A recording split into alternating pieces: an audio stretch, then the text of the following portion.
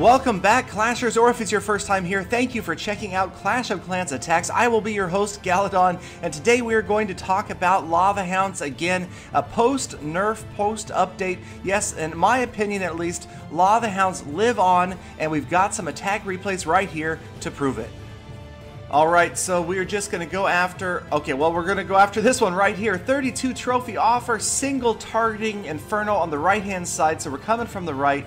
And pretty much the same attack I've been using, just going with a slightly wider spread of balloons. That's a tip from my Quattro Lavahounds mentor, Giza. So as we start out, we put the balloons in there. We've got the Lavahounds moving in, spreading out the balloons pretty widely. Got the minions right in behind them there, and then we're going to go ahead and drop our rage spells, get those balloons accelerating in towards the center of the village there, trying to freeze that Inferno. Maybe not the best timing for it, but we did freeze an Expo and a Wizard Tower as well.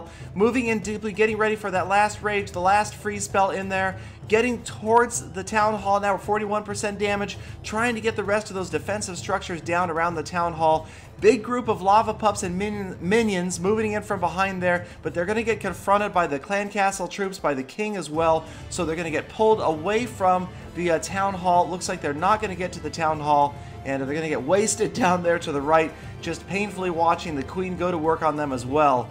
And so we're 56% damage, though. We have gotten 1 star without even deploying the heroes, but we've got the wall open there with the wall breakers that I brought, and so we're just kind of testing the area with the archer there. And sure enough, we've got a skeleton trap that pops up, so we'll try to take out some of those skeletons with these archers.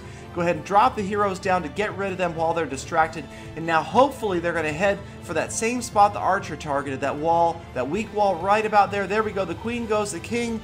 Okay, the king goes past it. Now the queen, the archer queen, is going to be his demise if she stays behind that wall. But the queen, my queen, is headed for the Town Hall. There's the Town Hall. It only took 2 shots, so we're gonna go ahead and wait. We're gonna pop the king's ability there real quick, get his health back, and then end the battle. 2-star victory, making it look easy. So here we've got another attack with the same army composition as the last one, and this time it was kind of tough to tell whether that was a single targeting Inferno or not because the clan name was right on top of it, but as we zoom in we can see that that was single target Inferno. So we're going to attack from the bottom of the screen again, dropping the balloons out of the clan castle first, giving them a head start, sending in the Lava Hounds, the big, long, widespread string of balloons there, followed immediately by the minions, so the minions can benefit from the rage spells as well. But we're putting the rage spells pretty deeply. That seems to be another key to this attack, getting those rage spells in deeply, watching very carefully where the third rage spell goes down, trying not to overlap the other rage spells. There it is. We're already past 40%, and look at that, just giant mass of balloons right on top of the Town Hall. Lots of lava pups and minions in as well, and so no doubt the Town Hall is going to go down. There it is. The Town Hall is history. 2nd star, 60% damage already. No use to send in the king and the queen unless we're thinking 3 stars. So I was thinking 3 stars. Went in from the top left. Didn't look like there were a lot of major defenses left to overcome, and a lot of lower level walls, so hopefully the heroes can get through it relatively quickly.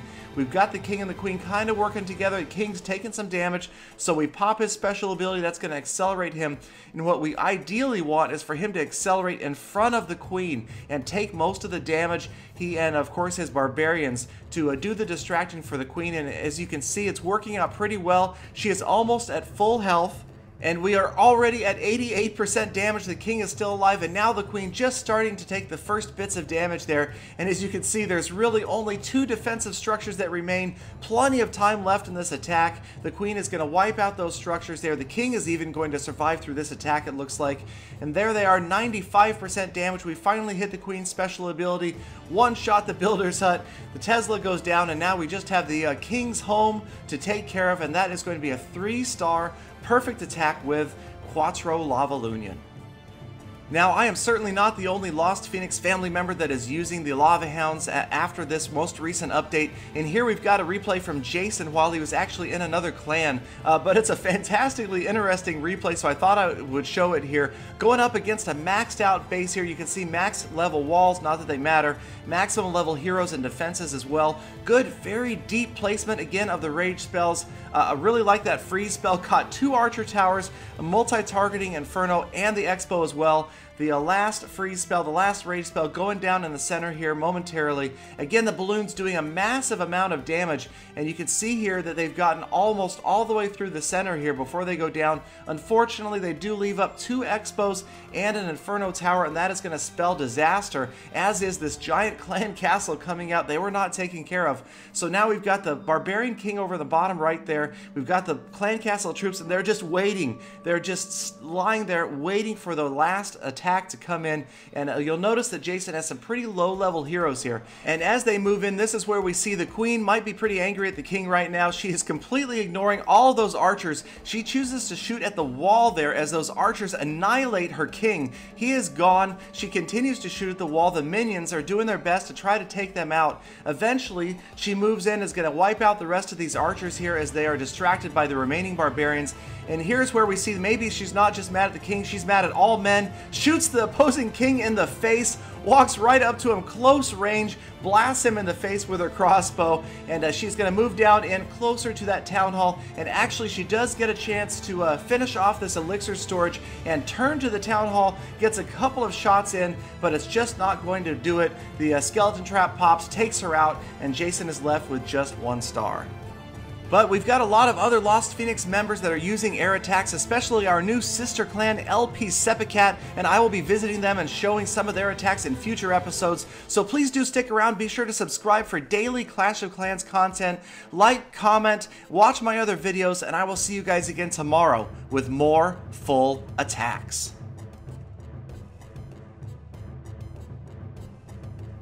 Galidon, it's Sepicat, noob.